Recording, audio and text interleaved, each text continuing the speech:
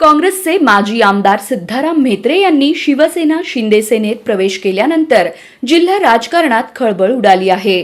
त्यांच्या निर्णयामुळे काँग्रेसमध्ये अस्वस्थता वाढली असून पक्षातील अनेक माजी नगरसेवक पक्ष सोडण्याच्या तयारीत असल्याची चर्चा काँग्रेस भवनातून ऐकायला मिळत आहे। म्हेत्रे यांच्या निर्णयानंतर आता विशेषतः माजी आमदार दिलीप माने आणि काँग्रेस जिल्हा उपाध्यक्ष सुरेश हसापुरे यांची पुढील भूमिका काय असेल याकडे सर्वांचं लक्ष लागलं आहे। सूत्रांच्या माहितीनुसार माने आणि हसापुरे हे सध्या राज्याचे पालकमंत्री जयकुमार गोरे यांच्या संपर्कात असून या दोघांमध्ये समन्वय साधण्याची भूमिका आमदार सचिन कल्याण शेट्टी बजावत आहेत। जिल्हा परिषद आणि पंचायत समितीच्या निवडणुकांपूर्वी हे दोन्ही नेते मोठा निर्णय घेऊ शकतात अशी शक्यता वर्तवली जात आहे।